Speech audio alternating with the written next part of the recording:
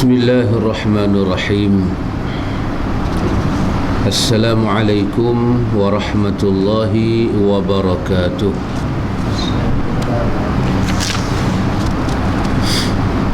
Alhamdulillahilladzi ahyana ba'dama amatana wa ilayhi an-nushur. Ashhadu an la ilaha illallah wahdahu la syarika lah wa ashhadu anna Muhammadan abduhu wa rasuluh. Allahumma salli ala nabiyyina Muhammad wa ala alihi wa sahbihi ajma'in. Allahumma faqihna fid din wa 'allimna ta'wil waj'alna minar rasyidin. Amin, Allahumma amin. Amma ba'du. Ikhwatu fid din, a'azzakumullah. Alhamdulillah, kita boleh sambung pengajian kita. Cumanya pada pagi ini kita cuba melihat satu dua hadis berkenaan dengan kelebihan Ramadan Al-Mubarak. Kita cuba tengok satu dua hadis berkenaan dengan Ramadan Al-Mubarak. Yang pertama, kita tengok hadis-hadis yang sahih yang menjelaskan tentang kelebihan Ramadan. Dan yang kedua, kita juga melihat hadis-hadis yang dhaif. Hadis-hadis yang dhaif yang bercakap tentang Ramadan, supaya nanti kita boleh buat satu perbezaan di antara isi hadis-hadis yang sahih dengan isi yang terdapat di dalam hadis-hadis yang dhaif.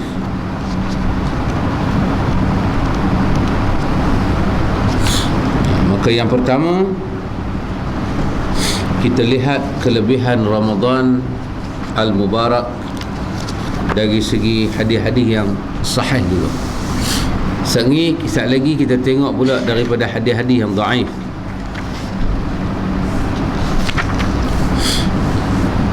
Yang pertama, Allah Subhanahu wa taala, Allah Subhanahu wa taala memuji orang-orang yang berpuasa Ramadan. Allah masukkan orang yang berpuasa pada bulan Ramadan sebagai orang yang mendapat penghormatan. Ini Allah sebut daripada ayat surah Al-Ahzab ayat 35. Dalam Al-Ahzab 35, Allah memuji beberapa hamba-hamba dia, beberapa orang daripada hamba dia Allah puji.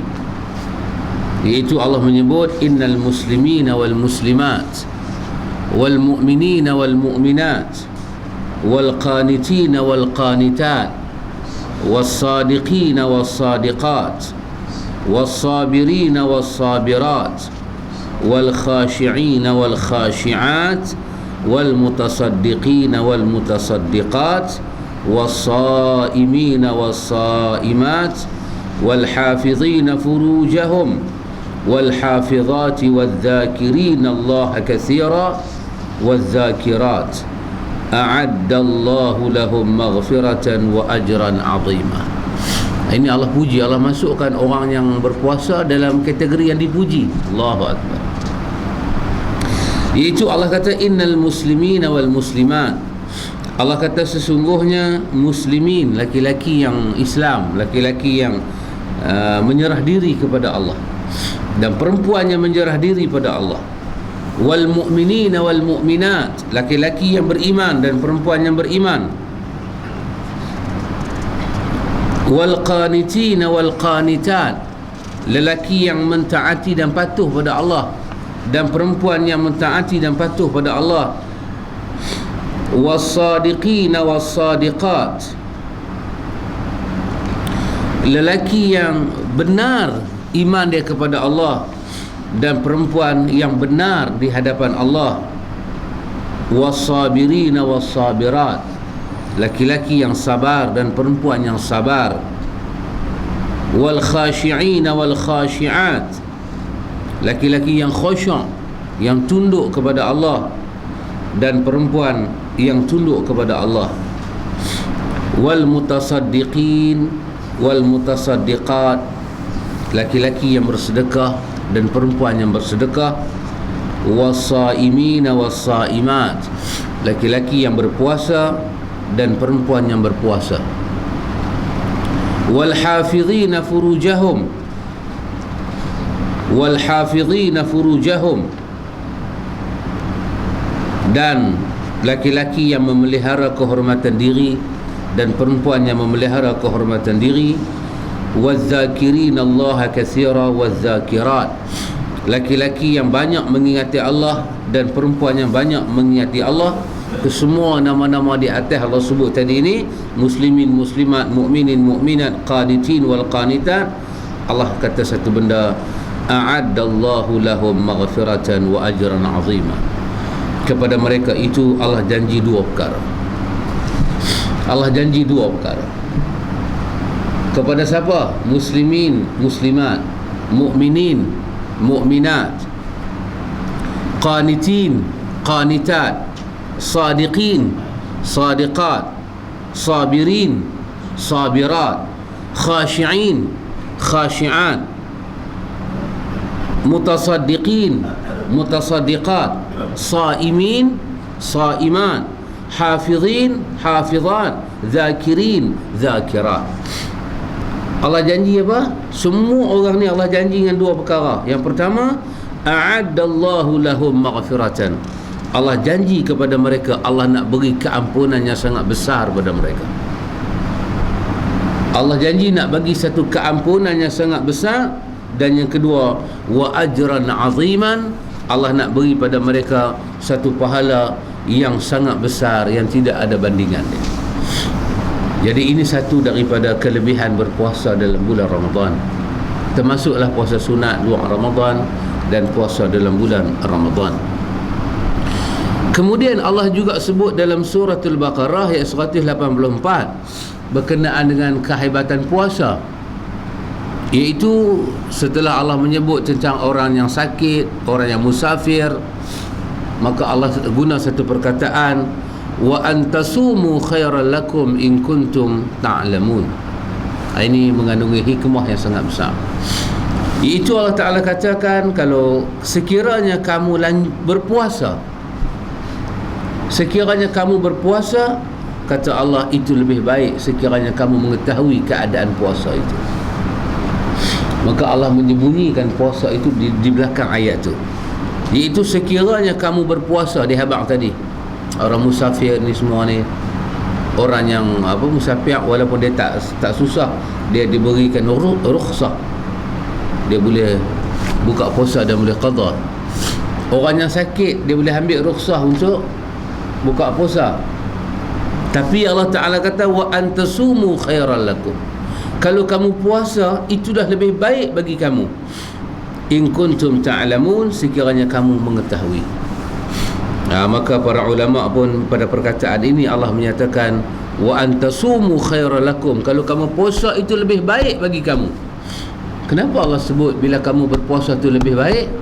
Maka para ulama menyenaraikan beberapa hadis yang sahih, Nabi menyebut tentang kebaikan puasa. Kalau kamu mengetahui, Allahu Akbar besar. Yang pertama, Rasulullah SAW menyebut sebagai puasa itu sebagai junnah, perisai. Yang inilah kalau kamu mengetahui lebih baik. Nabi menyebut puasa itu sebagai perisai. Perisai ni benteng lah, pagar, tembok, dinding antara kita dengan satu benda tak elok. Itu makna perisai. Iaitu nampak di dalam sebuah hadis yang diriwayatkan. Sebuah hadis ni ada hadis riwayat Imam Bukhari, Imam Muslim, dan ada juga riwayat daripada At-Tirmidzi. Semua martabat dia adalah sahih. Iaitu berkaitan dengan masalah Nabi kata, ya ma'asyara syabab, wahai orang muda, Nabi kata, man istata'a minkum alba'ah falyatazawwaj. Siapa yang ada kuasa untuk berkahwin, maka kahwinlah dia. Kerana Nabi sebut banyaklah, Nabi kata kelebihan kahwin itu dia di antaranya memejamkan pandangan kepada maksiat, dan dia lebih memelihara kehormatan. Maka Nabi kata dalam hadis itu, wa man lam yastati' fa alaihi bisawm. Siapa yang tak mampu nak kahwin, Nabi kata maka hendaklah dia berpuasa. Tengok Nabi kaitkan dengan puasa. Lepas tu Nabi kata apa? Fa inna lahu wijaun. Kerana puasa itu Nabi kata adalah sebagai perisai kepada hawa nafsu. Maka puasa itu junnah daripada syahwah. Junnah daripada syahwah. Inilah yang Quran sebut tadi, wa antasumu khairan lakum. Kalau kamu tahulah kelebihan puasa, puasa itu lebih baik pada kamu. Sehingga kata para ulama, orang musafir terpulang pada dia. Kalau dia rasa kuat, dia boleh berpuasa. Kalau dia rasa tak kuat, dia boleh buka. Tetapi puasa itu lebih baik, kata Allah, kerana dia adalah junnah. Nabi kata fa innahu lahu wijaun. Kerana puasa itu bagi kamu adalah wijaun. Wijaun ni macam apa? Macam orang kasih dah. Macam kita, macam orang hidup dia kasih. Bukan kasih hak mamak kasih tu. Kasih ni maksudnya apa? Kasih bahasa lain panggil apa? Menggembiri. Gembiri. Oh, pelik bahasa ni. Kasih lah, orang tua panggil kasih, senang. Tapi bukan kasih lah. Kasih tu maksudnya kasih lah, memotongkan syahwat binatang. Dulu orang kata orang di Mekah ni ada orang sepotong. Orang sepotong zaman Firaun kan, yang duk jaga anak-anak dia ni semua ni, orang panggil orang sepotong. Dia kasih supaya tidak ada syahwat. Maka Nabi kata bila kita puasa, dia wijaun, dia boleh memutuskan syahwat. Bukan dia bagi kita ni syahwat ni mati pucuk ke apa, dah. Dia bagi syahwat kita hak jahat itu dikontrol. Kita nak tahu syahwat baik, syahwat tak baik, kita puasa. Itulah kata Imam Ghazali, bila kita puasa, lahirlah syahwat yang baik. Syahwat tu terjemahan dia keinginan kan. Nafsu tu terjemahan dia iradatun nafsi, keinginan hati. Bila kita tak puasa, jahat itu bermaharajalela. Tapi bila kita puasa, bila hilang yang jahat, rupanya syahwat dalam bentuk asal itu boleh dididik. Fa innahu lahu wijaun. Dia adalah sebagai benteng kepada syahwat. Kemudian Nabi SAW menyebut di dalam satu hadis riwayat Imam Ahmad, Nabi menyebut tentang kelebihan puasa dalam ayat tadi ini. Nabi kata as-siyamu junnatun yastajinnu bihal abdu minan nar. Nabi kata puasa itu adalah perisai. Yastajinnu bihal abdu minan nar, dia melindungi seorang hamba daripada api neraka. Ini kelebihan puasa, terutama Ramadan al-Mubarak. As-siyamu junnah, puasa itu perisai. Yastajinnu bihal abdu minan nar, dia melindungi seorang hamba daripada api neraka. Sijin ni orang kata penjara. Yastajinnu, dia memenjarakan satu orang daripada kena percikan api neraka. Kalau api neraka tu marak keluar, dia ni macam dia terasin. Kita bubuhlah dalam satu tempat asin, maka api neraka yang keluar tu tak akan kena orang yang berpuasa. Inilah yang Quran sebut tadi, wa antasumu khairan lakum in kuntum ta'lamun. Kalau kamu puasa itu sangat baik untuk kamu. Dan disebut di dalam satu hadis lain, iaitu hadis Imam Bukhari, hadis Imam Muslim daripada Abi Sa'id Al-Khudri. Nabi kata, ma min 'abdin yasumu yawman fi sabilillah illa ba'adallahu bidzalika wajhahu 'anil nari 70 kharifa. Allahu akbar, Allahu akbar. Nabi kata, mana-mana hamba yang berpuasa sehari pada sabilillah, Macam perang Badar sabilillah kan, berlaku peperangan sabilillah, kita tengah puasa, diberi rukhsah untuk buka, boleh buka puasa pasal nak perang, tapi dia nak puasa juga. Apa Nabi kata? Illa ba'adallahu bidzalika wajhun 'anil nari 70 kharifa. Melainkan kerana dia teruskan berpuasa itu, Allah jauhkan dia daripada api neraka selama 70 musim. 70 kharifa, 70 musim. 70 musim ni setahun ada berapa musim? Katalah kita satu musim, 70 musim, 70 tahun. Allah jauhkan kita dengan neraka tu jauh dengan kita pada jarak 70 tahun. Dalam satu hadis lain, hadis riwayat At-Tirmizi, Nabi kata apa? Ja'alallahu bainahu wa bainan nari khandaqa. Allah Ta'ala jadikan bagi orang yang berpuasa, yang berperang sabilillah ini, di antara dia dengan neraka itu ada parit.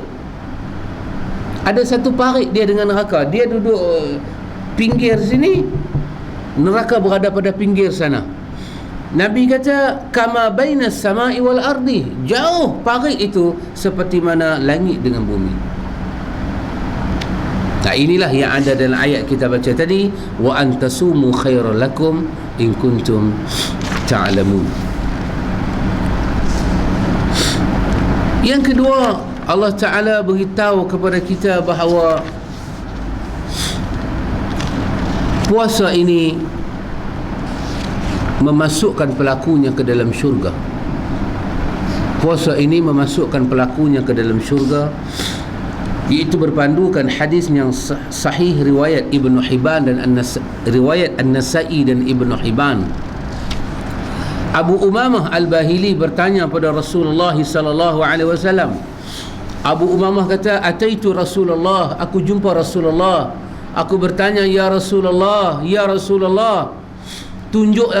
tunjukkanlah kepada aku satu amalan yang terus bawa aku masuk ke dalam syurga. Tunjuklah kepada aku satu amalan terus aku masuk ke dalam syurga. Nabi kata kepada Abu Umamah Al-Bahili, Nabi kata berpuasa. Summa ataitu ila Nabi thaniyah. Kemudian aku datang kali kedua kepada Rasulullah, kata Abu Umamah.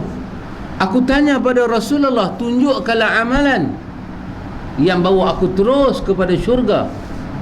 Nabi SAW menjawab, adakah satu amalan lebih hebat daripada puasa? Hang minta aku tunjuk jalan ke syurga. Nabi kata, adakah amalan lain boleh bawa kamu masuk syurga yang lebih hebat daripada puasa? Maka berpuasalah kamu, kata Nabi, kamu sampai ke syurga. Subhanallah, subhanallah. Rupanya dengan puasa kita boleh masuk syurga Allah. Syurga Allah kita boleh masuk. Subhanallah, subhanallah. Yang ketiga, puasa diberi pahala tanpa hitung. Kita berpuasa ni tak tahulah pahala banyak mana, tak tahu. Kemudian orang yang berpuasa mendapat dua kegembiraan. Kemudian mulut orang yang berpuasa itu sangat wangi. Ketiga-tiga fadilat ini terdapat di dalam hadis Abu Hurairah radhiyallahu anhu, iaitu hadis ini adalah riwayat Bukhari. Hadis ini riwayat Bukhari, iaitu orang yang berpuasa pahala dia tak tahu nak kira. Orang yang berpuasa akan dapat dua keseronokan, dan mulut orang yang berpuasa itu sangat wangi di sisi Allah. Tiga-tiga ini ada dalam satu hadis, iaitu sabda Nabi, kullu amal ibni Adam lahu illa siyam. Nabi kata semua amalan anak Adam itu baginya telah ditentukan pahala, illa siyam, melainkan puasa. Fa innahu li wa ana ajzi bihi, puasa itu kerana aku, dan akulah akan bayar sendiri pahala dia. Allah nak bayar sendiri, Tuhan turun dia bayar. Allahu Akbar. Selalu wakil sajalah. Tapi puasa, Allah kata apa puasa? Fa innahu li, Allahu Akbar, dia puasa itu untuk aku. Wa ana ajzi bihi, dan aku sendiri nak turun pergi bayar pahala kat tangan dia sendiri. esok kita boleh jumpa dengan Tuhan. Tuhan bayar pahala puasa. Allah. Orang kata orang besar turun padang. Orang besar turun padang, lalu dia hantar wakil, tapi sebagai satu penghargaan dia turun nak serah sendiri. Subhanallah. Orang yang terima barang daripada orang besar ni, dia nak rasa seronok ke mana tu tak. Ambil gambar, simpan, cerita ke orang. Ni bukan saja dia bagi kat aku, tangan aku kena tangan dia. Tangan aku kena tangan dia. Amboi, tangan orang besar-besar ni, jenis main pen duduk dalam ekor ni.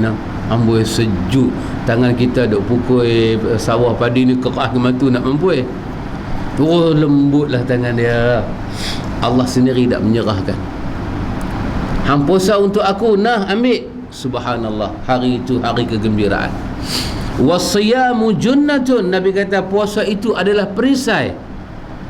Wa iza kana yaumun saumin ahadikum fala yarfuth wala yakhab. Nabi kata sesungguhnya puasa itu adalah perisai.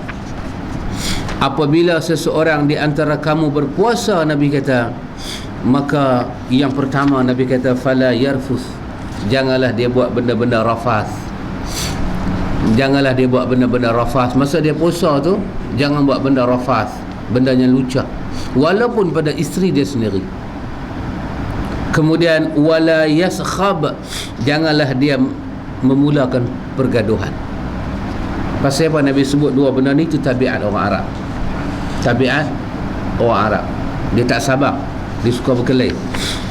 Nabi kata fa in sabbahu ahaduhun aw qatalahu faqul inni mru'um sha'im. Kalau ada orang datang maki kamu, maki mak ayah kamu, cerca kamu, cerca mak ayah kamu, aw qatalahu, ataupun diajak berkelahi dengan dia, katalah kepada dia, sesungguhnya aku sedang berpuasa. Kata lagu Arab, fa inni mru'um sha'im, ataupun fa inni sha'im, aku puasa, aku puasa, aku puasa. Nabi bersabda, walladhi nafsu Muhammadin biyadihi la khulufu fami sha'im atyabu 'indallah min rihil miski. Nabi kata, demi nyawa Muhammad di dalam tangan Allah, Nabi kata sesungguhnya busuk mulut orang yang berpuasa tetapi tersangat harum di sisi Allah, lebih daripada harum minyak yang paling wangi. Kan bila sahabat puasa kan, ya Rasulullah, mulut kami busuk ya Rasulullah, nak cakap dengan orang pun dia tutup. Tiba-tiba datang khabar gembira ini. Allahu Akbar. La khulufu fami saim, la khuluf fam. Famu ni bibir mulut ni.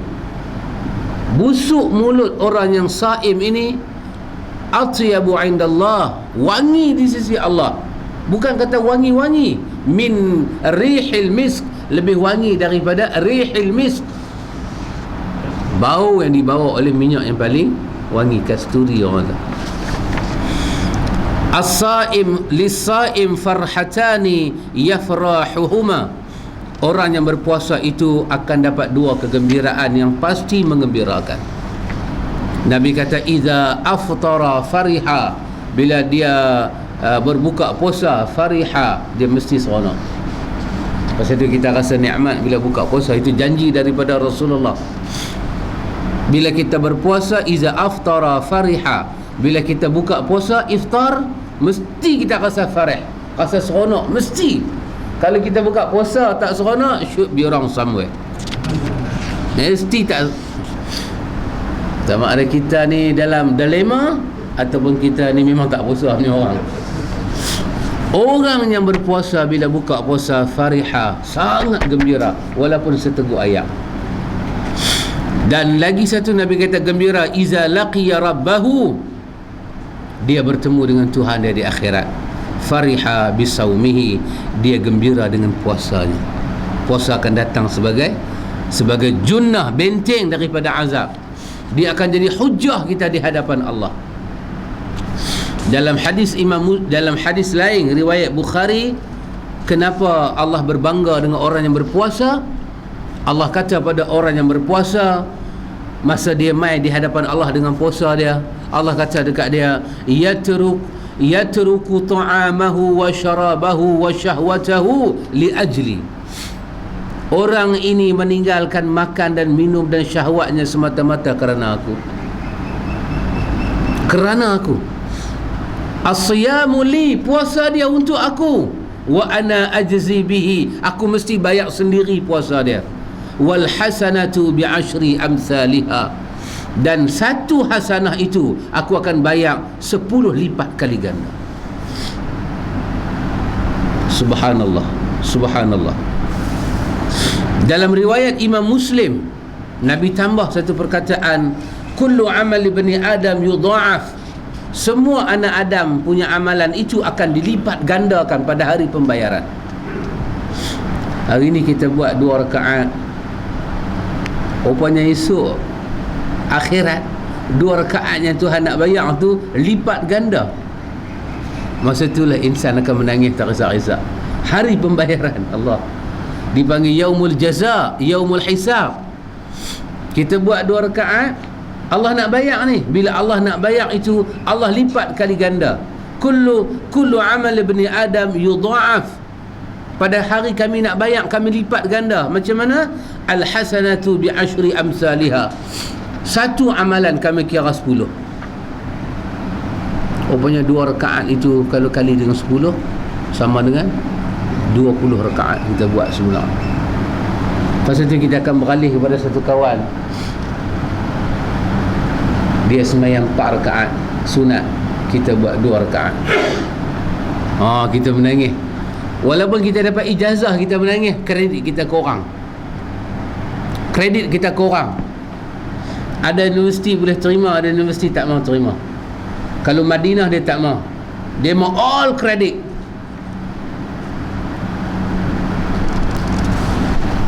Tapi ada universiti boleh tolak ansur. Demikianlah syurga Allah. Jannatul Firdaus, dia mau kredit semua. Dia mau banyak pahala. Tapi syurga-syurga yang di bawah itu sanggup terima. Kerana apa? Kerana hang telah berpenat lelah untuk Allah. Hamai ke aku, hamai ke aku. Masuklah ahli syurga dalam syurga. Dia langut ke atas seperti mana penduduk bumi tengok bintang di langit. Cantiknya, ya Allah. Gamaknya yang duduk di atas kita tu pun satu syurga dengan satu syurga, jarak dia macam mana langit, macam mana penduduk bumi tengok bintang di langit, jauh. Kita hak masuk syurga tadi ni, kita kata ya Allah, gamaknya syurga atas tu para nabi kot. Tiba-tiba dimaklumkan kepada kita, tak, mereka bukan nabi, tetapi mereka adalah orang yang beriman dan beramal saleh. Mereka adalah orang yang beriman dan beramal saleh, lebih daripada hang. Allahu Akbar. Nabi bersabda, masa Allah nak bayar kita di hari akhirat, bukan kata 10 sahaja, ila sab'i mi'atin di'fin, bahkan Allah gandakan sampai 700 ganda pada hari pembalasan. Wah, Allah mampu buat apa yang dia nak buat. 700 ganda. Kita puasa sunat, Allah bayar 10 macam 10 hari puasa sehari. Kemudian 10 itu Tuhan kali dengan 700 ganda. Mana ada orang sanggup puasa macam tu, tetapi Allah bayar macam tu. Subhanallah. Illa saum.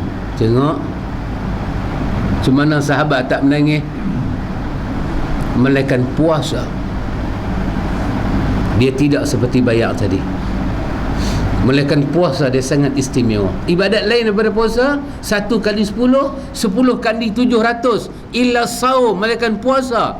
Puasa aku kecualikan daripada kiraan tadi. Kenapa? Kerana puasa itu fa innahu li wa ana ajzi bihi. Kerana aku dan aku sendiri nak bayar. Rupanya puasa ni lebih dari 700 kali ganda. Subhanallah, subhanallah. Macam mana? Ma la ainun ra'at wala udhunun sami'at wala khatara ala qalbi bashar. Tak tahu macam mana perhitungan puasa, tak tahu. Nabi bersabda, yada'u syahwatahu wa ta'amahu min ajli. Masa Allah nak bayar ibadat puasa, Allah Ta'ala kata pada orang yang berpuasa, yada'u syahwatahu, dia telah meninggalkan syahwatnya, wa ta'amahu, dan makan minumnya, min ajli, semata-mata kerana aku nak bayar puasa ni. Walisaim farhatan, Nabi kata bagi orang yang berpuasa itu pasti ada dua kegembiraan. Farhatun inda fitrihi, gembira masa buka puasa ataupun sambut hari raya. Wa farhatun inda liqa'i rabbih, dan gembira masa dihisab di hadapan Tuhan dia, bertemu dengan Allah hisab. Puasa-puasa kita duk tengok kawan tu dibayar 1 kali 10 kali 700. Oh, kita rasa gamaknya aku akan dibayar macam tu. Rupanya tak. Puasa itu beratus-ratus kali ganda daripada itu. Wa khulufu famis saim 'inda Allah atyabu min rihil miski, dan sesungguhnya mulut orang yang berpuasa di sisi Allah lebih wangi daripada kasturi. Subhanallah, subhanallah. Dan lagi satu hadis sahih yang menjelaskan makna puasa, iaitu hadis riwayat Imam Ahmad.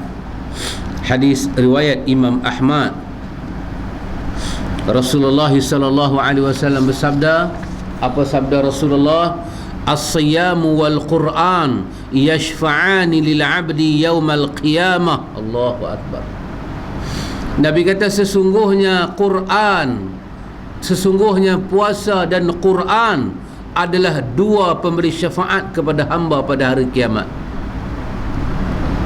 Puasa dan Al-Quran kita kembang. Puasa dengan baca Quran, Nabi kata yashfa'ani, dia pasti memberi bantuan lil 'abdi yaumal qiyamah, kepada abdi, kepada hamba, kepada orang yang berpuasa dan baca Quran pada hari kiamat. Yaqulu as-siyam, Nabi kata di hari akhirat esok kita bertemu dengan Allah, puasa akan berbicara. Puasa kata, ay rabbi mana'tuhu at-ta'am wa syahwa fasyafi'ni fi, aku menyaksikan dia tak makan, dia tak minum, dan dia meninggalkan syahwat, berilah aku peluang untuk memberi pertolongan pada dia. Puasa datang di hari akhirat.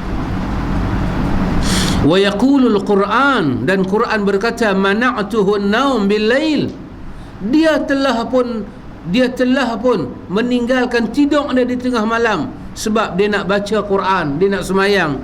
Fasyafi'ni fi, izinkanlah aku beri syafaat pada dia.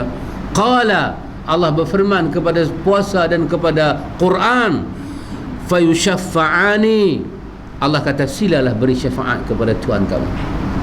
Allahu Akbar. Inilah kelebihan yang sangat sedikit yang kita ketahui daripada himpunan hadiah-hadiah yang sangat banyak. Daripada himpunan hadiah-hadiah yang sangat banyak, yang inilah yang sedikit kita ketahui, iaitu bahawa berpuasa pada bulan Ramadan itu tersangat hebat, tersangat hebat. Dan kerana itu orang yang sengaja tak berpuasa pada bulan Ramadan, balasan dia juga sangat hebat. Itu jangan kita lupa. Hadis riwayat daripada Abu Umamah Al-Bahili. Hadis ini telah disahihkan oleh Imam Nasa'i dan Ibnu Hibban. Nabi bangkit sembahyang subuh, Nabi menangis. Abu Umamah bertanya, pasal apa ya Rasulullah? Nabi kata semalam 2 malaikat datang pada aku, Nabi kata. 2 malaikat bawa aku berjalan, Nabi kata, sampai ke satu bukit yang tinggi. Malaikat kata pada aku, Is'ad, ragahlah bukit ini, dakilah bukit ini. Nabi kata, inni la utiquhu, aku tak mampu bukit tinggi. Malaikat kata, jangan bimbang Muhammad, kami akan bantu kamu naik bukit. Tiba-tiba bila Nabi naik bukit, Nabi terdengar satu suara yang sangat dahsyat. Suara memekik, meminta tolong yang sangat dahsyat. Nabi kata, ma hadhil aswat, ma hadhil aswat, suara apa tu? Malaikat kata, hadha uwa'u ahli nar, itu adalah teriakan ahli neraka. Dalam mimpi Nabi adalah wahyu Allah. Malaikat kata, berjalan Muhammad, berjalan Muhammad. Nabi kata apa? Fa idza ana biqaumin mu'alliqina bi'araqibihim mushaqqaqatan ashdaquhum tasilu ashqaquhum daman. Aku melihat satu kaum yang terborai perutnya, ditarik keluar tali pusatnya, tali perutnya yang besar diikat kepada betihnya dan digantung naik ke atas. Kemudian dirobek-robek mulutnya, dipecah-pecahkan mulutnya, dan mengalirlah darahnya sangat dahsyat daripada mulutnya, sangat mengerikan. Aku bertanya, siapa ini? Man haula'i? Faqultu man haula'i. Aku bertanya pada dua malaikat dalam mimpi aku, siapa orang ini? Kenapa azabnya begitu dahsyat? Dimaklumkan kepada aku, alladzina yuftiruna qabla tahillati saumihim. Mereka ini adalah orang yang berbuka puasa sebelum sampai waktunya. Mereka ini adalah orang yang berbuka puasa sebelum sampai waktunya. Karena itu ikhwatu fiddin, a'azzakumullah, kita kena mengambil manfaat daripada kedatangan Ramadan al-Mubarak. Itu sedikit daripada riwayat-riwayat yang sahih berkenaan dengan Ramadan al-Mubarak. Sekarang ni pula kita lihat riwayat-riwayat yang dhaif. Riwayat-riwayat yang dhaif yang menjelaskan tentang kelebihan Ramadan. Dan dengan riwayat yang dhaif ini kita mesti berhati-hati. Sebab terkadang-kadang dia datang itu melebihi riwayat yang sahih. Salah satu sebab kenapa riwayat yang dhaif ditolak, kerana isinya melebihi daripada kenyataan yang sahih. Dia sepatutnya lemah, dia kena kurang sikit, cerita dia tu kena kurang. Tapi dia lemah, cerita dia melampau, kena tolak. Kena tolak. Orang kata dia duk sembang, I dengar kata kerajaan nak buat projek apa datang sini. Pegawai kerajaan tertinggi kata, saya tak tahu. Kawan buka kedai kopi tahu. Bukan dia sembang kerajaan pun. Maka riwayat yang dhaif itu perlu ditinggalkan. Riwayat yang sahih tadi bagi tahu kepada kita banyak kelebihan Ramadan. Di antaranya dalam riwayat yang sahih, Ramadan itu ialah bulan Nabi sebut dibuka pintu syurga, ditutup pintu neraka, wasufidati syayatin, dibelenggu segala syaitan. Di sisi ulama hadis, dibelenggu syaitan, dibelenggu syaitan. Habis. Tapi di sisi ahlul orang-orang yang falasifah ini, dibelenggu syaitan, dibelenggu hawa nafsu. Nabi tak tahu beza ke syaitan dengan hawa nafsu? Kenapa Nabi tak sebut wasufidati syahwah, diikat syahwat? Bahasa Nabi reti guna. Tapi Nabi kata dak, wasufidati syayatin, dibelenggu syaitan. Hatta dalam satu riwayat disebut apa? Dibelenggu jin yang paling jahat, Nabi kata. Maka kita berimanlah dengan kalam Rasulullah. Dibelenggu. Habis kalau syaitan kena tangkap, ni ada orang jahat, yang tu bukan syaitan. Kan Nabi sebut ada syaitan jin, ada syaitan manusia. Allahu Akbar. Nabi sebut ada syaitan jin, yang kena tangkap ni syaitan. Syaitan yang mana? A'udzu billahi minasyaitanir rajim. Syaitan tu kuncu-kuncu iblis. Habis orang jahat, dia orang, tetapi Nabi samakan dia dengan perangai syaitan. Maka kita beriman dengan cara Nabi, kita tak perlu beriman dengan cara orang lain.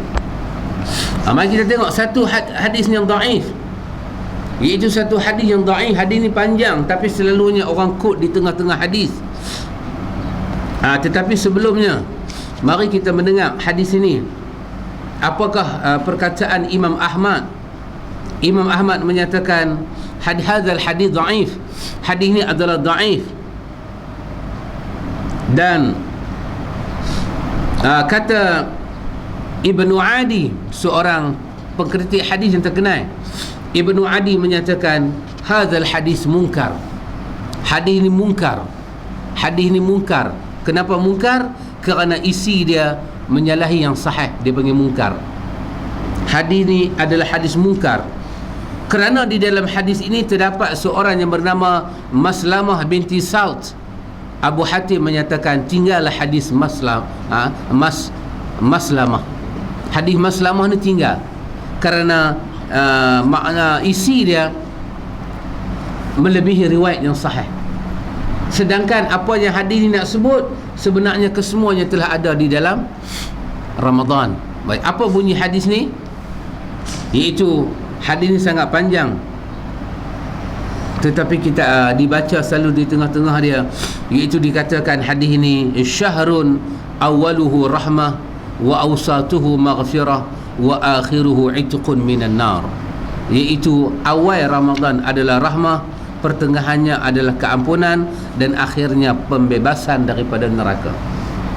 Demi Allah, kata ulama hadis, Nabi tidak pernah membahagikan Ramadan demikian. Seluruh Ramadan adalah rahmah, seluruh Ramadan adalah maghfirah, seluruh Ramadan pembebasan daripada neraka. Bahkan ada hadis yang lebih sahih daripada hadis ini. Nabi kata, apabila masuk awal daripada bulan Ramadan, Allah tutup pintu neraka, Allah buka pintu syurga, dan setiap hari daripada bulan Ramadan dibebaskan ahli-ahli neraka.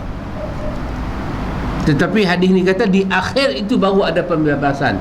Dalam hadis sahih kata tiap-tiap malam dalam bulan Ramadan dibebaskan semua ahli neraka. Maka kerana itu kata para ulama, hadis ini mungkar. Isi dia adalah mungkar. Tengok, inilah pentingnya kita mengetahui ilmu hadis. Kenapa? Bila kata mungkar, isi dia berlawanan sehingga merosakkan makna yang sahih. Sedangkan dia dhaif, maka dia mesti ditinggalkan. Kalau orang tanya kita Ramadan macam mana, kita kata seluruhnya rahmah, bukan 10 yang pertama, bukan 10 yang kedua, bukan 10 ketiga. Apa pandangan kamu tentang Ramadan? Seluruhnya maghfirah, bukan pertengahannya. Kalau orang tanya kepada kita Ramadan, sepanjang-panjang Ramadan dibebaskan daripada neraka, bukan akhir. Hadis dhaif yang kedua, pada sebahagian orang dikatakan dhaif, tetapi Al-Bukhari menyatakan munkar. Allahu akbar.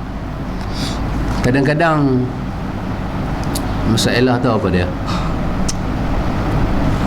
yang bercakap dalam satu perkara itu orang yang faham, tetapi kita tak mau ambil daripada orang yang faham, kita pergi ambil daripada orang yang kurang faham. Masalah dalam ilmu hadis ni, Bukhari dengan kita siapa lebih dalam sikit lah. Kalau dalam tak banyak pun dalam sikit. Antara kita dengan Bukhari, Muhammad bin Ismail Al-Bukhari, takkan kita dalam sikit kot. Tentulah Bukhari, itu al-ma'lum. Tiba-tiba hadis yang kita nak baca ni, Bukhari kata mungkar, tinggalkan. Tetapi yang menghairankan, orang ambil hadis ni dan jadikan dia sebagai doa.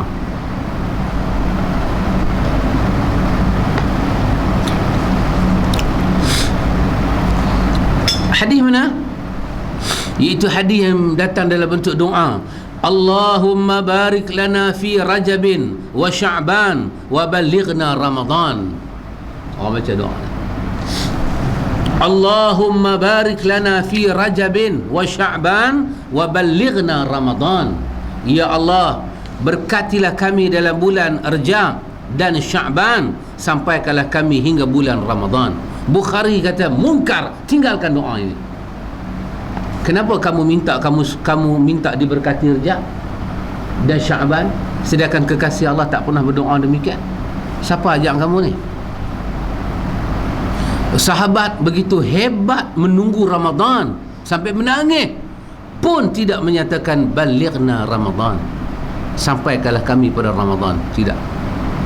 Kata Bukhari, kata Imam Bukhari, hadzal hadis munkar. Hadis ni adalah munkar. Itu saya sebut tadi kan, yang kata munkar ni bukan Mamak Pasembor, Al-Bukhari. Tapi masalah kita ni, kita kata apa salahnya? Yang ni kira tak boleh nak jawab. Soalannya, orang yang pakar hadis, bukan pakar hadis tu daripada mana-mana universiti dalam dunia, Al-Bukhari. Apakah kita ragu dengan ilmu dia, kewarakan dia, sumbangan dia dalam agama? Adakah Bukhari ada kepentingan keduniaan seperti kita ada kepentingan dengan jawatan kita, dengan apa-apa? Al-Bukhari, dia menyatakan munkar, tinggalkan doa ini. Siapa yang baca doa ni, sesungguhnya dia tidak akan diberkati oleh Allah. Hadis ini diriwayatkan oleh Al-Bazzar, katanya daripada Anas bin Malik. Tetapi di dalam sanad ini ada seorang yang bernama Zaid bin Abi Raqad. Zaid bin Abi Raqad ini dikatakan pandai mengarang doa dan dia sandarkan kepada Nabi. Rupanya doa ni daripada Zaid bin Abi Arqad, seorang sufi.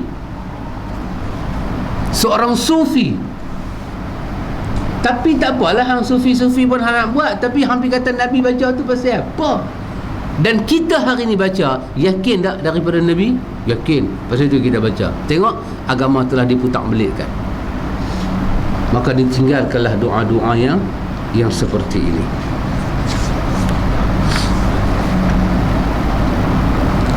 Ya subhanallah.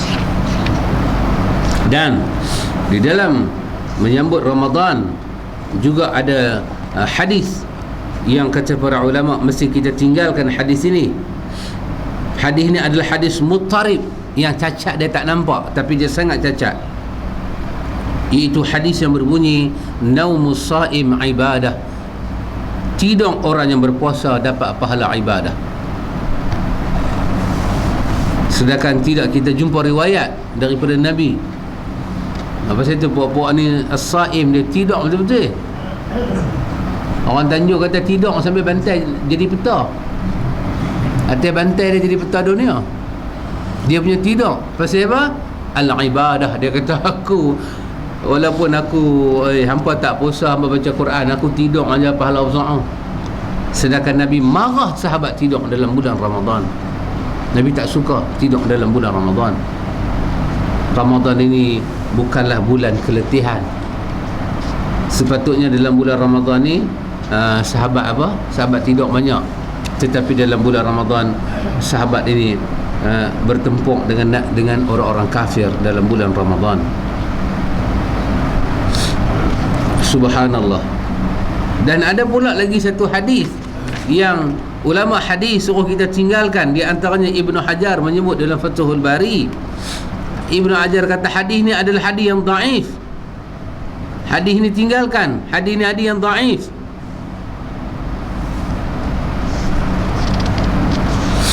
Iaitu hadis yang biasa dipakai oleh orang-orang sufi, la taqulu Ramadan fa inna Ramadan ismun min asma'illah min asma'illah walakin qulu syahru Ramadan. Tengok, subhanallah. Apa dia? Janganlah kamu panggil Ramadan dengan nama Ramadan, kerana Ramadan itu satu nama daripada nama Allah. Tetapi panggillah Ramadan dengan nama Syahrun Ramadan, bulan Ramadan. Ini di antara hujah orang. Semalam tu soalan tu datang pada saya, tapi saya taklah jawab sangat. Itu salah satu kenapa orang menyatakan memanglah dalam hadis Nabi ajak kita selawat kan, dalam tahiyat. Dalam tahiyat semayang Nabi ajak kita selawat. Dalam tahiyat tu tidak ada kata Sayyidina, tetapi kita tambahlah dalam tahiyat akhir kan, ataupun tahiyat awal kan, Allahumma salli ala Muhammad. Itu hadis. Tapi kita tambahlah Allahumma salli ala Sayyidina Muhammad. Kenapa kita tambah? Ada banyak hujah lah. Satu, takkanlah kita nak panggil pada Nabi dengan nama Muhammad. Anak kita Muhammad pun kita panggil abang, acik, angah. Muhammad dah panggil Muhammad. Tuhan panggil Muhammad tak apalah, dia roh. Itu hujah satu. Di antara hujah yang kedua, yang ni lah yang ditulis dalam buku-buku, iaitu Allah sendiri tak membenarkan kita panggil Ramadan. Tuhan suruh panggil bulan Ramadan. Sedangkan bulan Ramadan tu bukan orang. Antara bulan Ramadan dengan Nabi Muhammad, siapa besar lagi? Betul, Quran kata ya Muhammad wa ma Muhammadun illa rasul, tetapi seorang hamba yang kasih dengan Nabi, tak kala dia nak panggil Muhammad, melainkan dia panggil Sayyidina Muhammad. Nah, ini di antara hujah-hujah. Rupanya hujah-hujah ni semua Ibnu Hajar kata hujah-hujah yang perlu ditolak ke tepi. Kenapa? Tersangat dhaif. Kita ambil tiang tak kuat buat sandak bangunan, alamat kata bangunan itu hampir kepada runtuh. Ambil hujah-hujah tak kuat sandak pada hukum, hukum itu akan runtuh. Pasal itu agama memerlukan hujah yang kuat. Itulah di antara yang kita ambil daripada hadis-hadis yang dhaif yang biasa kedengaran di sana sini berkenaan dengan Ramadan al-Mubarak. Ramadan al-Mubarak. Jadi yang tu sebagai oleh-oleh kita nak masuk bulan Ramadan. Jadi yang saya sebut ini, antum boleh rojok dalam buku ini, sangat menarik, meneladani Rasulullah sallallahu alaihi wasallam dalam berpuasa dan berhari raya. Allahu akbar. Hari raya akan menjelang tiba. Baju Melayu telah ditempah, daku pun ada selai telah ditempah. Semua itu bukan sambut puasa, tapi sambut raya. Allahu akbar. Kita tidak ada jubah sambut raya, kita tidak ada serban sambut raya, kita tidak ada baju Melayu dan songkok sambut raya, tapi kita telah ada untuk sambut puasa. Tidak ada. Yang kita ada semuanya untuk sambut raya. Nabi suruh sahabat sambut puasa macam mana? Semalam saya abang, Nabi tak benarkan sahabat berpuasa dalam bulan Sya'ban. Sambut Ramadan, jangan berpuasa dalam bulan Sya'ban, Nabi kata. Sebaliknya, gunalah tenaga, simpan banyak-banyak untuk sambut Ramadan. Terutama lagi 2-3 hari nak tengok anak bulan. Nabi bantah sahabat puasa. Nabi kata jangan puasa, jangan puasa. Kamu nak sambut Ramadan, kamu nak sambut Ramadan. Rupanya baju raya yang saya tempah tu saya kena pakai bulan Ramadan. Kenapa? Kerana kita kena sambut Ramadan. Raya tak payah sambut, pasal apa? Dia automatik naluri. Macam orang yang berpuasa kan, automatik bila buka puasa automatik seronok, automatik. Tapi nak berpuasa itu dia tak seronok. Ahli-ahli gastrik datanglah beramai-ramai. Ahli-ahli gastrik. Dulu orang tua-tua cerita kat saya, bila datang bulan Ramadan akan adalah orang besar-besar negara akan keluar ke negara. Dia akan cari negeri yang paling pendek siangnya, dia nak puasa kat sana. Mungkin pasal dia gastrik tak tahan, mungkin dah kita baik sangka. Dan ada juga menteri-menteri di Pasir Dua Butir seperti Menteri Fasola, dia keluar negara dan dia tak mau puasa terus. Ada juga perhitungannya di sisi Allah. Maka buku ini sangat menarik. Ditulis oleh dua pakar hadis, dua-dua ini satu guru, Syekh Ali bin Hasan bin Ali Al-Halabi, Syekh Salim bin Aid Al-Hilali. Dua-dua ni pakar hadis dalam dunia.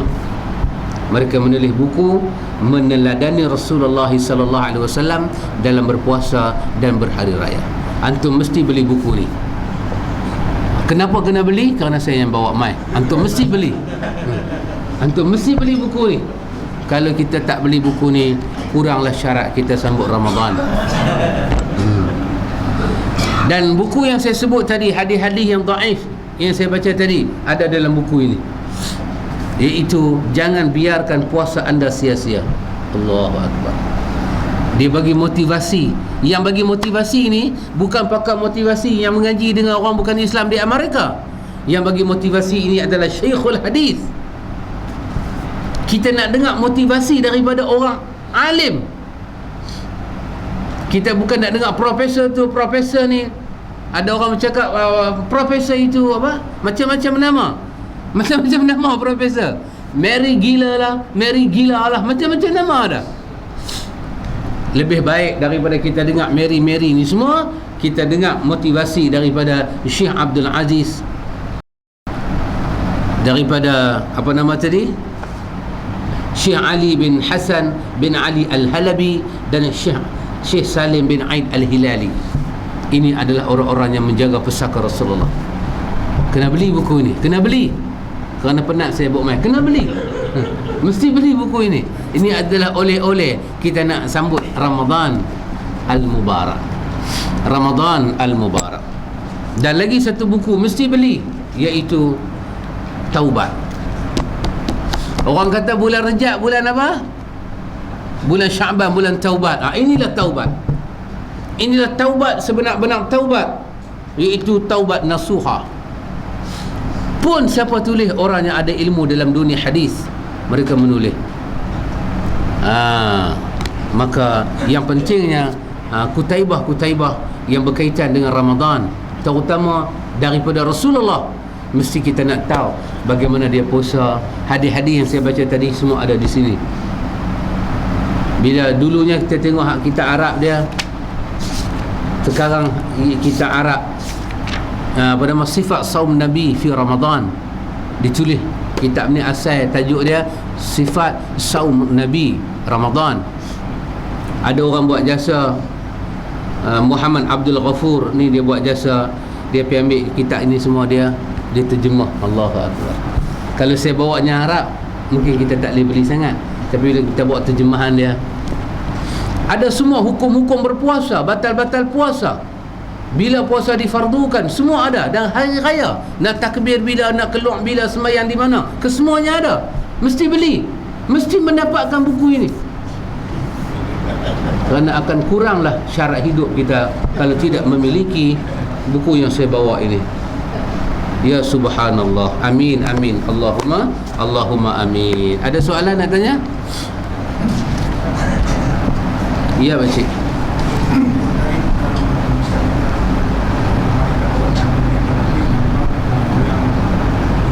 Kita ada.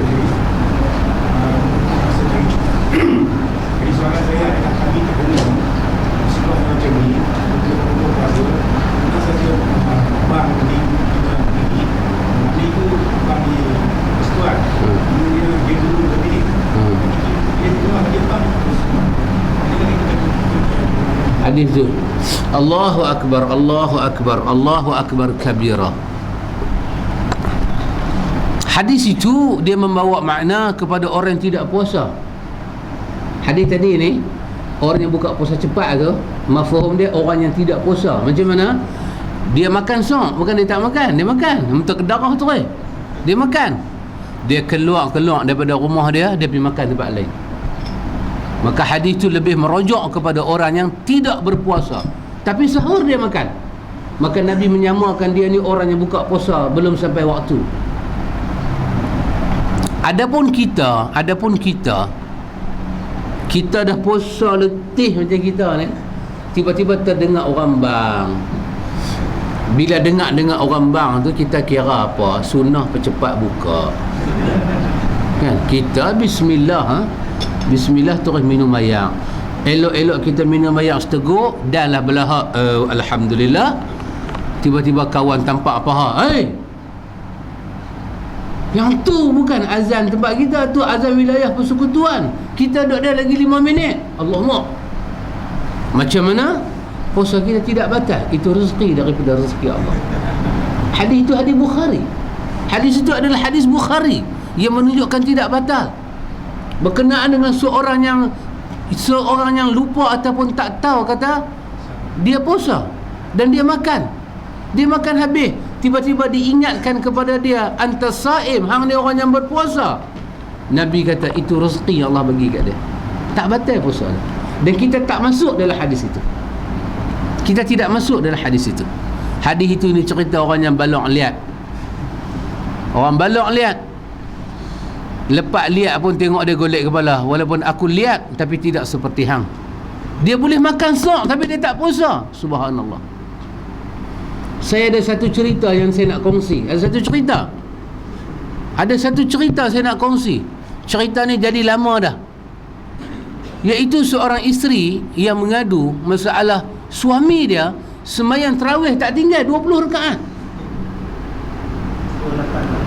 Solat tak mau. Dia tak mau. Dia kata balok lihat. Dia tak mau. Alhamdulillah. Tapi isteri ni mengadu. Dia pelik suami dia sembahyang tarawih tak tinggal. Kata, kenapa kak? Kenapa? Kata, subhanallah, dia sampai hantar anak dia ikut laki dia dengan kereta. Dia ni pergi semayang ke pergi rumah siapa ni? Dia syakwa sangka. Maka anak pun follow masuk masjid sungguh, semayang 23 sungguh, balik rumah sungguh. Kata, macam mana ni nak buat? Lah nak buat apa? Baguslah 23 rakaat dia buat, bagus. Tapi yang tak bagusnya Ustaz, sehari tak pernah puasa. Sehari dia tak pernah puasa. Tapi tarawih sehari tak pernah tinggal tiap-tiap malam. Puasa tak pernah langsung. Kata dia gastrik kot. Dia memang gastrik, sendiri buat, dia kata. Ada orang seperti itu. Ada orang seperti itu. Saya ada pengalaman. Masa tu saya tengah mengaji pondok. Pengalaman saya balik cuti di kampung. Seorang muda, saya panggil abang dekat dia. Dalam bulan Ramadan saya balik sembahyang asar. Dia panggil saya, dia kata, Halim, mai. Saya kata, abang, apa pasal? Dia bagi ayat ke saya. Masa tu saya pun tak tahu apa. Kita tengah duk mengaji tu betul bendui. Saya pegang ayat tu. Lepas tu satu kawan kata, apalah hang buat kat dia lagu ni. Dia puasa tu. Lepas tu dia gelak, dia minum. Masa tu saya balik sembahyang asar bulan puasa, dia minum. Rupanya dia minum tu Carlsberg di siang hari dalam bulan Ramadan. Subhanallah. Saya tak tahu Carlsberg. Bila saya tengok tin tu tulis Tiger, Tiger, takkan T.O. Tiger tu maksud dia apa? Ayatnya haram lah. Tapi dia telah minum dalam bulan puasa di siang hari, dan dia telah suruh saya minum sama. Masa tu saya kecil lagi, balik mengaji pondok masa tu, duk mengaji lagi. Dan dia dalam kampung saya terkenal seorangnya Samsin Syarik Dul Samsin. Tapi hari ini Samsinnya telah hilang ketika Allah menunjukkan kebesaran Allah. Habis dah semua. Itu pengalaman saya sebut, yang disebut oleh hadis Nabi tadi. Adapun kita 1-2 minit hakih tadi, itu tidak masuk. Itu Allah sangat mengetahui kedudukan kita. Tapi dah kita tahu lagi seminit. Kadang-kadang kita cam suara azan kan, suara radio ni azan lagu lain nada dia. Tempat kita ni lagu lain. Kira lagu tu juga nak minum, tidak boleh. Yang tu akan masuk. Tapi dengan tidak sengaja, silakan. Tidak batal puasa, silakan. Tapi pasal tu kita tengok orang makan dalam bulan puasa, dia lupa, jangan pergi nampak belakang dia, jangan riau. Dia sama dengan orang kencing. Jangan pergi cakap, hoi, nanti ayat kencing masuk balik batu karang. Biar dia kencing bagi habis. Mengambil pengajaran hadis, bila Arabi masuk dalam masjid kencing kan, Sayyidina Umar nak pergi sunat kali kedua dekat dia, Nabi kata, jangan Umar, biar dia kencing sampai habis.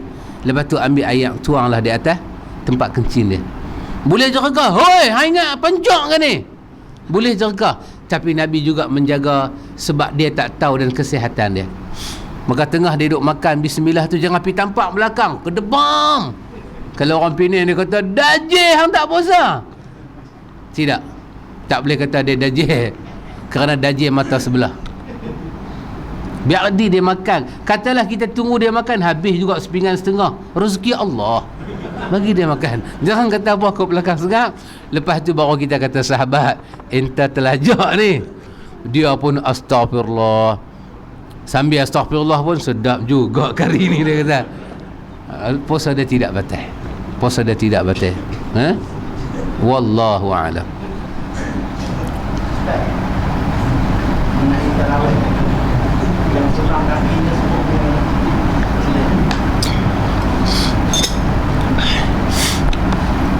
Sifat salat Nabi pada qiyam Ramadan, itu hadis Bukhari. Man qama Ramadan, siapa yang qiyam Ramadan dengan iman dan harap pahala, Allah Ta'ala ampun dosa dia.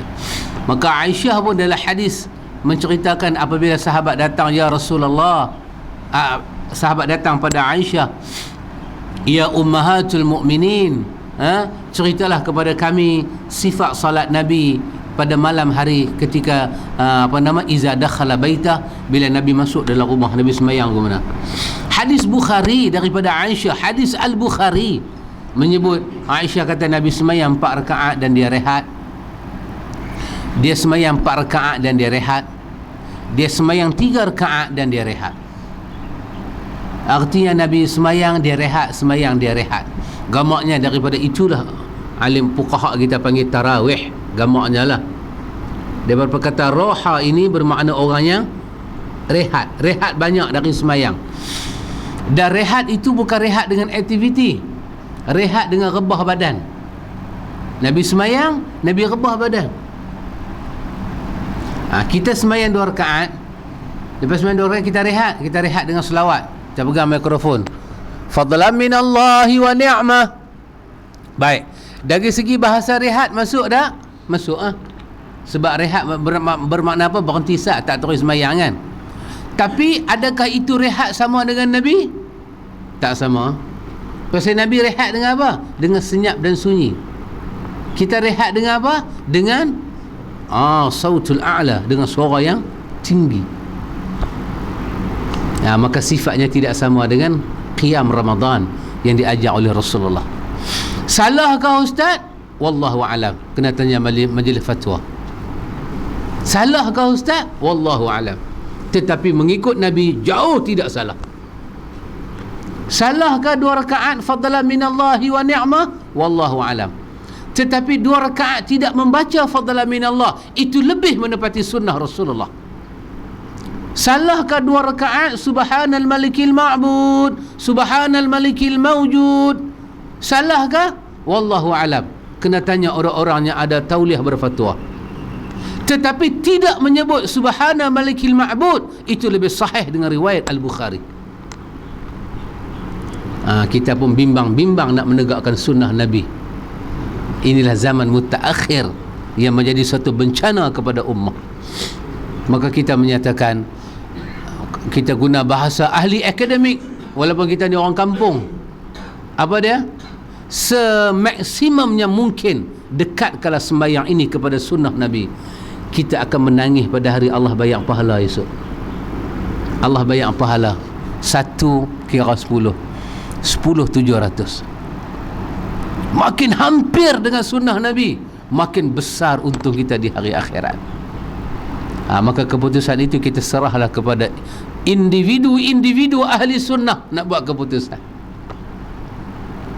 Kalau sunnah Nabi, rehat tanpa suara. Assalamualaikum warahmatullahi, Assalamualaikum warahmatullahi. Rehat sah. Kena mineral water sikit apa. Imam pun kena, jamaah pun kena. Berokok tidak boleh lah. Hari pergi keluar balas batang, syok lah kawan ni. 2 rakaat 1 batang. Lagu tu 20 rakaat dapat 20 batang. Jangan, itu mungkar yang keji. Minum air sikit apakah? Tenang, bangkit. Allahu Akbar. Semayang tarawih berjemaah itu besar pahala dia. Besar pahala dia. Kerana ada contoh daripada Rasulullah. Besar pahala dia. Maka sebahagian dari segi rakaat, kalau kita himpun semua riwayat-riwayat yang sahih, semua riwayat yang sahih menyebut 11 rakaat. Riwayat yang dhaif menyebut 23 rakaat. Riwayat yang sahih kesemuanya menyebut 11 rakaat. Termasuklah hadis Bukhari yang Umar Al-Khattab tu, yang bila dia kata apa, kenapa dia pas main banyak-banyak imam kan, yang dia kata buat satu, lepas tu dia kata ni'matu bid'atu hadhihi. Hadis itu langsung tidak menyebut jumlah rakaat yang dibuat oleh Umar dalam hadis Bukhari. Cuma Umar menyatakan, apa yang aku buat ni benda yang telah ditinggalkan oleh Nabi, inilah senikmat-nikmat bid'ah. Tetapi di dalam Muwatta, Imam Malik menyebut jumlah rakaat yang Umar buat adalah 11 rakaat. Adapun hadis-hadis menyebut Sayyidina Umar sembahyang 23 ke semua. Pasal itu saya guna bahasa mudah yang ulama hadis guna. Semua riwayat yang menyebut 11 rakaat adalah sahih. Semua riwayat yang menyebut 20 rakaat adalah dhaif. Maka terpulanglah kepada individu-individu ahlu sunnah nak memilih yang mana, sejauh mana kefahaman dia kepada hadis Nabi. Kalau dia belajar dengan satu guru tu kata hadis dhaif boleh beramal, kalau itu keyakinan dia, kita tak mampu mengalang. Tetapi kalau kita ada ilmu tentang ilmu hadis, apakah makna riwayat yang dhaif dan apakah makna riwayat yang sahih, apabila ada riwayat yang sahih, ada riwayat yang dhaif yang membahas satu perkara dan di situ ada wajah pertelingkahan, maka wajib kita berpegang pada yang sahih dan kita mesti tinggalkan yang dhaif. Itu disiplin ilmu hadis. Ya, ulama-ulama buat disiplin itu. Tetapi kebanyakan masyarakat ini tidak semua orang berpengetahuan seperti itu. Ada yang dia kata saya mai surah masa tu balik pun dah lagi daripada buat 20. Dia takkan saya nak buat 8. Itu terpulanglah. Tetapi dari segi ilmunya kita menyatakan riwayat yang sahih menyebut 11 rakaat, riwayat yang dhaif menyebut 20 rakaat. Dan ada 48 rakaat yang dipegang oleh ahli Madinah, dibantah oleh Imam Syafi'i. Disebut dalam kitab dia Al-Um dalam bab semayang. Dia suruh dia tukar daripada 48 jadi 23 dengan harapan kedua, dia mai kali kedua dia nak suruh dia buat 8 tapi tak sampai. Sebab apa? Dalil orang Madinah, di Mekah ada Kaabah, Madinah tak ada Kaabah. Kalau orang Mekah boleh buat 20 tawaf, kita orang Madinah 20 tak boleh tawaf, maka kita kena menyama orang tawaf, tambah lagi 20 jadi 40, maka tambah lagi 8 rakaat, 48 rakaat. Imam Syafi'i masuk dia kata lai khilafus sunnah, ini tak betul. Tapi dia tak boleh habaqlah kepada orang Madinah pasal pengaruh Imam Malik besar di Madinah. Pasal di Madinah telah tersiar satu kalimah apa? Amalan orang Madinah adalah hujah dalam agama. Telah tersiar. Imam Syafi'i tak setuju. Mana boleh amalan orang jadi hujah? Nanti kawan balik rokok. Macam mana? Dia kata balik rokok tak boleh. Apa tak boleh? Adat itu hukum. Kita tengoklah, kalau adat bangsa tu merokoklah. Kalau adat bangsa tu balih ganja lah. Adat jadi hukum. Mampu agama, punah ranah agama. Maka bila Imam Syafi'i masuk, dia bagi pandangan dia dan dia cerita dalam Al-Um. Dia kata apa? Dia kata buatlah 23. Supaya 23 tu dari satu masa pula dia nak kata buatlah 11. Itu peringkat-peringkat dia mengajar orang kepada as-sunnah. Kalau kita boleh belajar daripada Imam Syafi'i yang tu, mungkin kita boleh perkenal pada orang. Kita selawat yang paling pendek dan paling tenang daripada paling banyak dan paling kalang kabut. Imam baru Assalamualaikum warahmatullahi, belah kanan tu bila dah riya dah Subhanal Malikil Ma'bud, bila yang dia bagi salam? Imam baru bagi salam belah kanan, dia dah but bila. Ini sangat kalang kabut. Maka kalau nak selawat, kalau tak selawat nanti jadi gempa dan sebagainya, maka semaksimumnya mungkin hampirkan kepada sunnah. Carilah selawat yang paling pendek, yang paling tenang, yang paling tidak kalang kabut. Kalau nak selawat terpaksa kan, kerana itu adalah keputusan majlis tertinggi, maka kita pun Allahumma salli ala Muhammad. Habis. Pasal patung sudah panjang. Allahumma salli ala Muhammad, Allahumma salli ala Sayyidina Muhammad, Allahumma salli ala Sayyidina wa Nabiyyina wa Habibina wa Syafi'ina wa Zukhrina wa Maulana Muhammad. Panjang. Tahu ni Allahumma salli ala Muhammad. Okey, semayang. Orang tahu sudah mai. Dulu 3 lah, tinggal 1. Rupanya dia pandai pelan mengaji, pelan mengarut. Aku tak mengaji pun duk selawat banyak. Itulah tanda hang tak mengaji langsung. Nah, itulah kita boleh belajar daripada Imam Syafi'i tadi. Wallahu a'lam. Ya sahabat.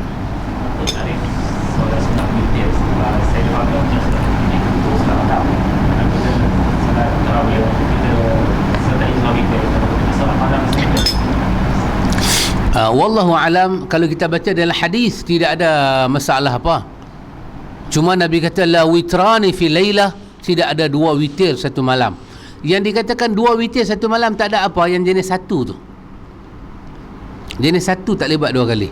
Jenis dua buatlah banyak kali. Masalan, dah habis sembahyang tarawih semua, kita dah buat witir semua kan. Kata orang kata pada kita, bila sembahyang witir dah kunci dah. Malam kalau nak sembahyang kena buka balik. Mana ada buka balik? Witir la witrani. Kerana kamu dah selesai dah witir, maka saat ni malam kalau kita nak sembahyang berbaki, maka sembahyang saja, jangan buat witir. Tak usah buat witir satu malam dua kali, jangan. Sebagian orang dia sembahyang witir dah di masjid mula. Lepas tu saat ni buat qiyamul lail dia pergi pula. Dalam qiyamul lail tu ada witir pula. Nabi kata la witrani fi lailah. Tapi kalau kita buat witir 2 rakaat, hak satu tu kita tangguh nak buat malam, itu tidak mengapa. Itu tidak dinamakan 2 witir. Itu dinamakan witir yang mula belum lengkap. Buat 2, hak satu tu kita pelengkap, itu tidak mengapa. Kalau dah kita buat witir, tidak ada witir lagi dah, habis cukup. Tetapi kita ada juga perbahasan, Nabi pernah buat witir awal malam, tengah malam dan akhir malam. Maka tidak jadi masalah berat sangat kepada kita, kerana sunnah boleh memahami, insya-Allah. Boleh. Huzaifah menyatakan dalam hadis Bukhari, jangan tinggal witir walaupun 1 rakaat. Huzaifah Ibnul Yaman, jangan tinggal witir walaupun 1 rakaat. Allah. Berkenaan dengan hadis yang Ustaz Yud tanya tadi, jumlah rakaat sembahyang Nabi, para ulama hadis kata sembahyang Nabi 13 rakaat, 11 rakaat. Ada riwayat kata 13. Yang masyhur saya ambil hak 11. Hak 11 rakaat tu, dalam 11 rakaat itu niat sembahyang Nabi tak sama. Dalam 11 kan, pernah Nabi sembahyang dalam hadis Abi Daud, Nabi sembahyang tarawih 2 rakaat, bakinya semua witir. Jadi kalau 2 baki nak cukup 11 berapa? 9. 2 sembahyang malam, 9 witir. Pernah Nabi buat lagu mana dalam jumlah 11 tu? Nabi buat lagu mana? 8 witir, 8 sembahyang malam, bakinya witir.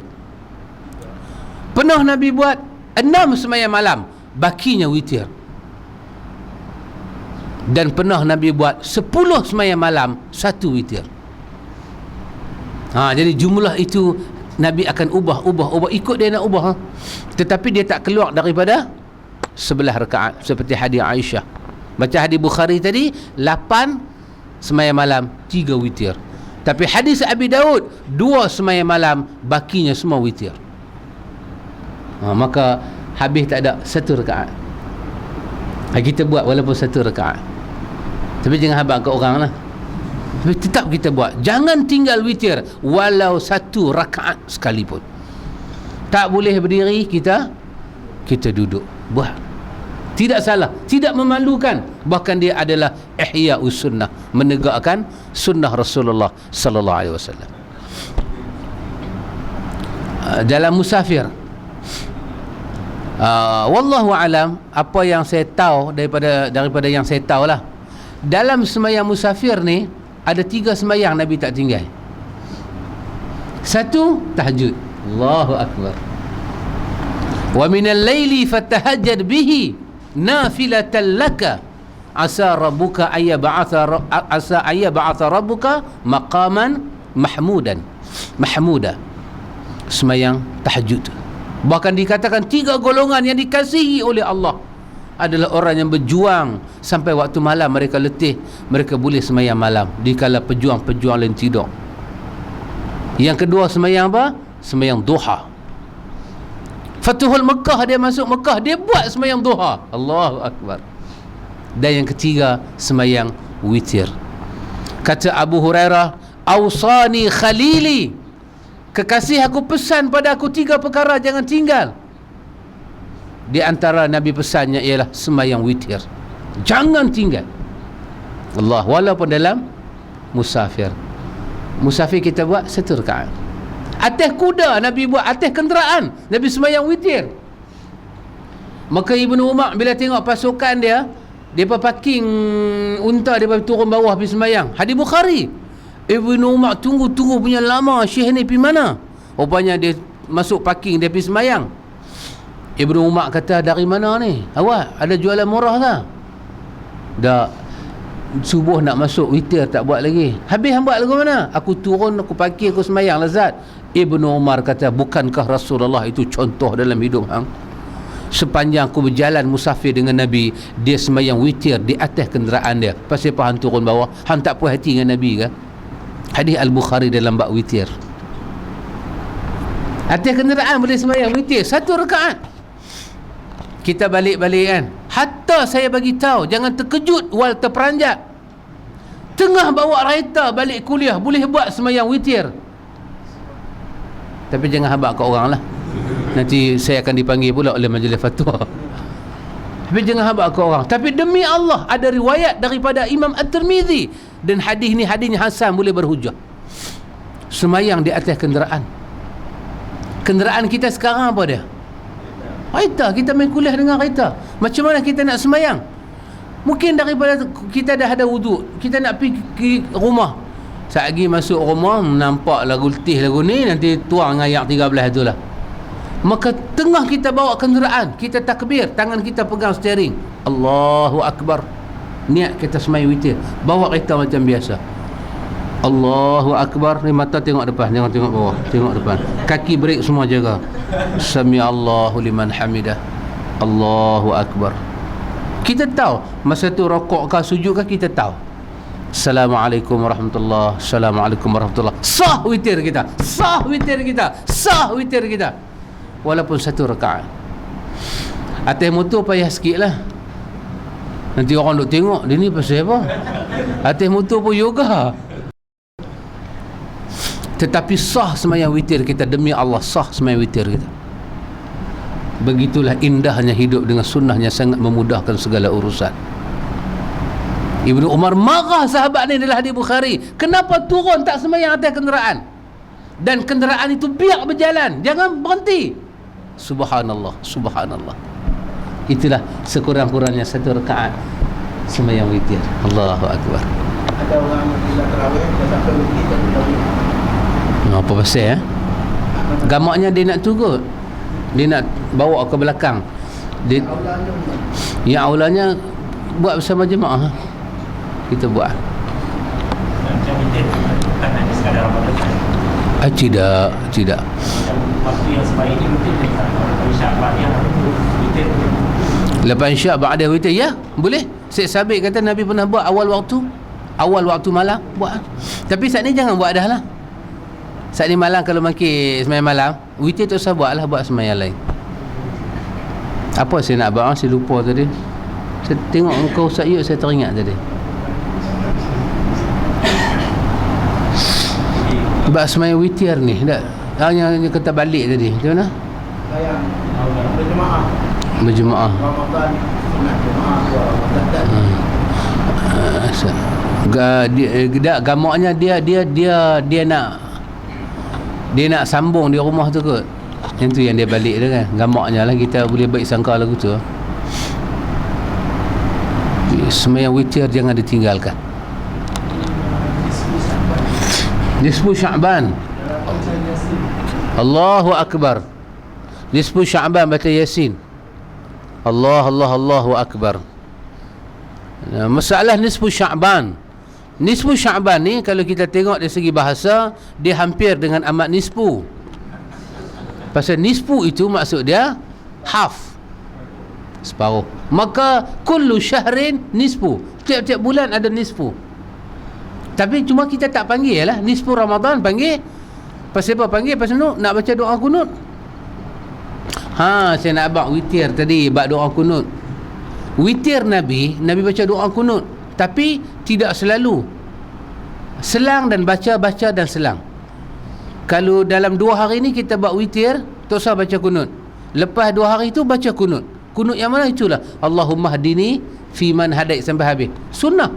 Sembahyang witir baca doa kunut itu adalah sunnah Rasulullah, dan itulah asal hadis ni diajak kepada Al-Hasan. Maka kebanyakan witir kita ni kita tinggal kunut, kita meninggalkan sunnah. Tapi sunnah dalam baca kunut dalam witir ni, hari Senin baca, Selasa tak usah baca, Rabu baca, Khamis tak baca, Jumaat selang-selang.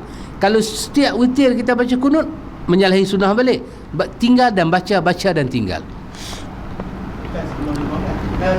Bukan mesti 15. Itu diambil daripada Umar buat kunut nazilah. Dia hantar bala tentera dia. Kita ambil hukum tentang situ. Kembali kepada nisfu Sya'ban. Nisfu Sya'ban ini menandakan lagi 2 minggu Ramadan menjelang. Maka apa kita sebut tadi, dalam buku ni ada. Mesti dapatkan buku ini juga. Dia ajak macam mana Nabi kata sambut Ramadan. Sampai jadi khilaf di kalangan para ulama, boleh tak boleh kita puasa 16, 17, 18 sampai 30 Sya'ban.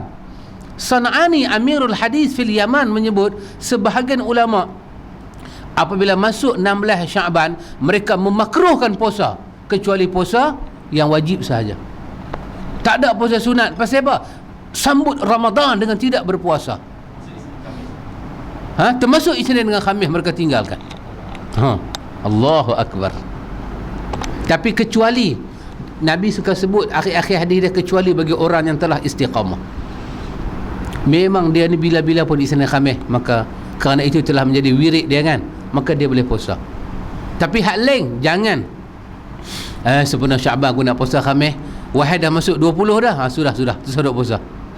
Sambut Ramadan dengan tidak berpuasa. Itu sebahagian ulama lah. Tapi sebagai ulama tidak memakruhkan. Tapi sepakat para ulama jangan puasa 28, 29 itu jangan puasa. 28 sampai hari petang nak tengok anak bulan, jangan berpuasa. Kalau ada qada pun tunda pada bulan depan. Jangan takut pandangan yang kuat tidak kena denda apa-apa. Maka itulah cara kita sambut nisfu Sya'ban. Tapi masalah kita ni, kita faham nisfu Sya'ban tu malam tu saja. This is wrong and not correct. Ini tak betul. Memahami nisfu Sya'ban pada malam itu salah. Apa sebab itu kita hanya ada nisfu Sya'ban malam tu. Sedangkan nisfu Sya'ban yang kita maksudkan dengan bahasa tu, kita bersedia 15 hari lagi nak sambut, itu nisfu. Kita sudah masuk separuh bulan, tinggal lagi setengah bulan ni, setengah bulan 15 hari, itu nisfu kepada Ramadan. Kita kena bersedia buat sesuatu nak sambut. Kita punya faham malam tu. Siang ni mandi sunat nisfu, semayang sunat nisfu, puasa sunat nisfu. Maka orang seperti saya ni nak kata apa-apa saya tak berani, cuma melihat kepada pandangan Syekh Qardawi. Syekh Qardawi kata termasuk bid'ah yang ada di dalam negara Islam ialah mereka puasa nisfu Sya'ban, mereka semayang nisfu Sya'ban, dan mereka membaca Yasin pada malam nisfu Sya'ban. Tidak ada asal usul dan kena mengena dengan Rasulullah. Itu kata Yusuf Al-Qardawi. Kalau saya kata who am I, siapalah saya. Tapi kalau Qardawi kata who are you man. Qardawi itu termasuk ilmuwan yang ada. Tapi saya cuma betulkan kepahaman nisfu Sya'ban itu bukan pada malam, dia pada hari-hari yang kita nak teroka. Itulah dikatakan nisfu Sya'ban. Nisfu Sya'ban. Kalau ada amat nisfu, dia lah orang yang paling faham dalam bab ini. Dia yang paling faham. Apa dia kata? Dia kata kalau aku semayang tadi, taklah aku tergolek lagu ni. Tapi dia tak dan semayang, dia tergolek. Itulah yang saya faham. Wallahu a'lam. Maka kita telah masuk pada kawasan kurang afdal kita bertanya. Ini kawasan paling baik kita bersarapan pagi. Dan paling baik kita membeli buku sambil bersarapan pagi. Bukan kata ada buku, wallahu alam, ada ayat yang paling sedap sekali saya buat, ya Allah. Nama dia ayat Manju. Manju dibuat oleh Saudi Arabia. Ayat Manju ni, ya Allah, subhanallah. Pendek kata, susahlah saya nak terang. Yang paling jelas sekali, beli dan rasa. Tentu dah kita tahu rasanya. mudah-mudahan diberkati Allah. Subhanakallahumma wa bihamdika asyhadu an la ilaha illa anta astaghfiruka wa atubu ilaik. Allahumma atina anfusana taqwaha wa zakkiha anta khairu man zakkaha anta waliyuha wa maulaha. Wassallallahu ala nabiyyina Muhammad walhamdulillahi rabbil alamin. Assalamualaikum.